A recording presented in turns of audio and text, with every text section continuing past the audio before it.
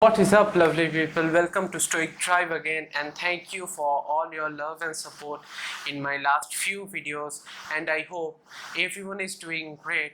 And watch this video until the very end because this video is going to be great.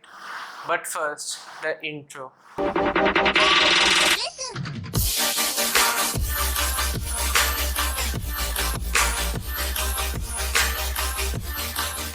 First, let us talk about the current COVID-19 situation in India. Guys, don't be fools. Don't get fooled by the numbers that news channels and social media accounts show you. Know the facts yourself. And I would highly appreciate you if you could show this clip to your parents, family, and loved ones. It is true that we have crossed the grim mark of 2 million cases in India, but there is something more to it. Over here, you can see the actual breakdown of COVID-19 cases in India, and sadly, out of these 2 million cases, 47,000 people have already died and 6.5 lakh cases are still pending in hospitals, which are also called the active cases. But on the brighter side, more than 17 lakh people have already recovered from the virus, and the average of last 5 days testing amounts to more than 8 lakh tests each day. I think it is far more than most of the developed countries of the world. And I would highly urge you guys to show this part to your family, friends and loved ones and let them know the actual scenario and what the news channels and social media accounts are not showing you. Guys, don't be fools, be smart. It is high time now. So without any delay or intros, let's get down to today's topic. The Roman Emperor Marcus Aurelius Antoninus was the last famous Stoic philosopher of the antiquity. During the last 14 years of his life, he had faced one of the worst plagues in human history.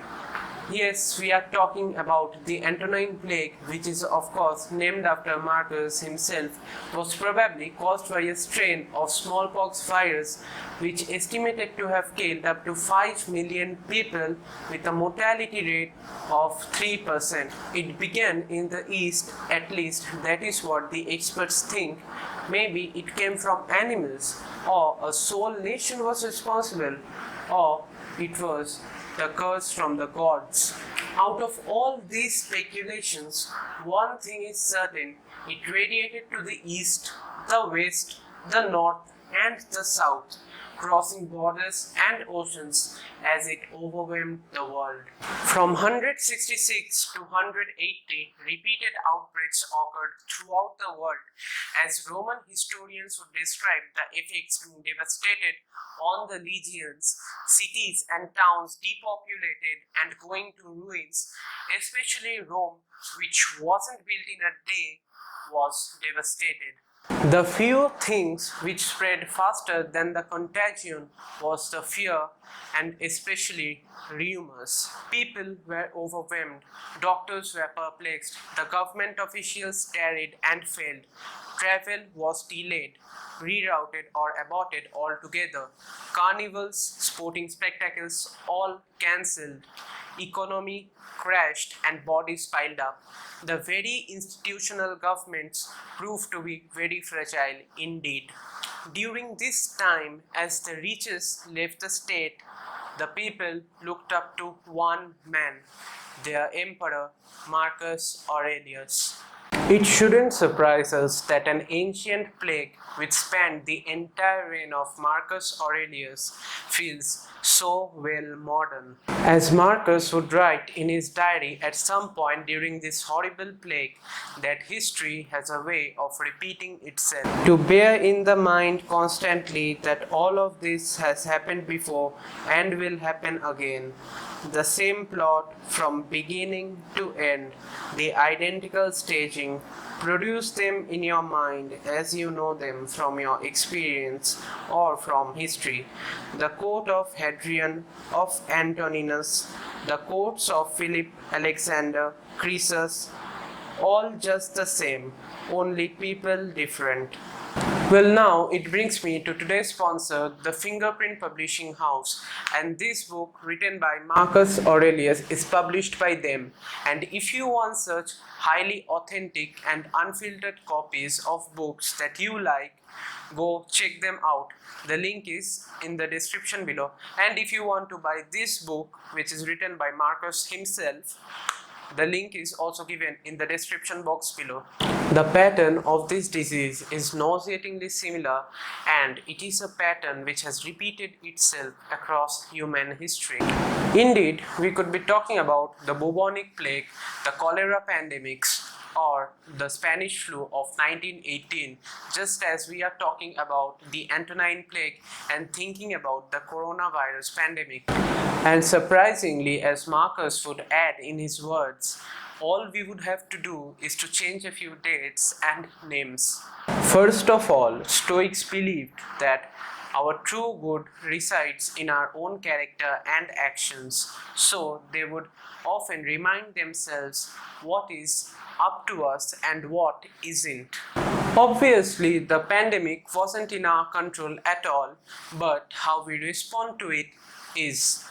This is one of the basic psychological principles of Stoicism, and it is also a basic premise of modern cognitive behavioral therapy, which is the leading evidence-based form of psychotherapy.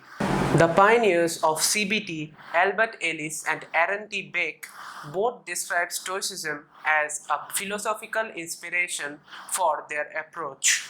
It is not the virus that makes us afraid, but rather our opinions about it.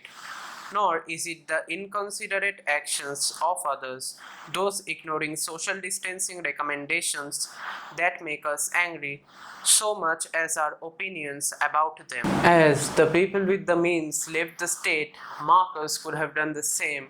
Instead, Marcus stayed at enormous personal cost to face the deadliest plague of Rome's 900 years history, never showing fear, reassuring people by his presence. He was Churchill during the Blitz, inspiring the people to keep calm and carry on, except instead of lasting for a few months, he endured the siege for years without complaining, even as he lost several young children and his fortune dwindled away.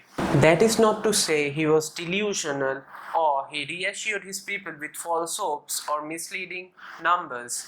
In fact, he was deeply moved by the suffering of his own people. In the year 180, having led his people through the worst of the crisis, which lasted for some 14 years or so, and never neglected his public duties, Marcus himself started to show the symptoms of the disease. By his doctor's diagnosis, he knew he only had few days to live. So he called upon his 5 most trusted friends and asked them to plan for his succession and to ensure a peaceful transition of power. As Marcus's last words would be, "Weep not for me, think rather of the pestilence and the deaths of so many others." So we can understand that Stoics often reflect upon their character strengths such as wisdom, patience, and self-discipline, which potentially makes them more resilient in the face of adversity. They try to exemplify these virtues and bring them to bear on the challenges they face in daily life. During a crisis like the pandemic, we can learn from how these people cope. Even historical figures or fictional characters can serve as role models. It is here that the past provides its most powerful and sobering lessons. The virus and many such challenges will come and go, but let us not forget the lesson that Mother Earth had to impose upon us. I think this COVID-19 pandemic can become the greatest blessing of our lifetime. As Lenin famously quoted, "There are decades when nothing happens, and there are weeks where decades happen." And I believe that this reset is an opportunity for mankind to find its soul lost in the morass of greed, corruption, one-upmanship and destruction of our beautiful planet in the garb of progress. What you want to be is completely up to you, so the choice is entirely up to us. Guys, I hope that you have loved this video, and if you have, don't forget to share it with your friends, family and loved ones. Don't forget to like, comment down below, and if you are new to the channel, subscribe to this channel and hit the notification bell, and see you until my next video.